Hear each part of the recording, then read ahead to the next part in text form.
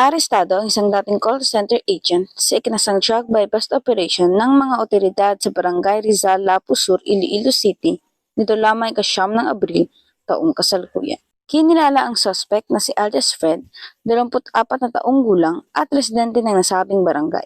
Nahuli ito matapos mabilhan ng isang plastic sachet na hinihinalang shabu sa halagang 1,000 pesos na bypass money na ginamit ng mga operatiba. Bukod sa sachet na ginamit sa transaksyon, na-recover din mula kay Fred ang 4 pang plastic sachet na hinihinalang shabu na may kabuang tibang na 5 gramo at tinatayang aabot sa 34,000 pesos ang halaga ng nasabing iligal na droga sa merkado. Isinagawa ang operasyon ng mga tauhan ng Iloilo City Police Station 8 sa pangunguna ni Police Captain Lester Oliveros, officer in charge ng nasabing himpilan.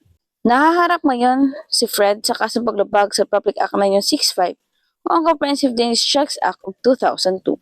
Patuloy ang investigasyon habang nasa kustudiya na siya ng pulisya. Patuloy ang PNP sa kanilang walang humpay na kampanya laban sa iligal na droga upang mapanatili ang kapayapaan at kaayusan sa komunidad. Mula rito sa Western Visayas, ako ang PNN correspondent, patrolwoman Ninette Sablon, alagad ng batas sa gataguyod ng Balitang Pulis.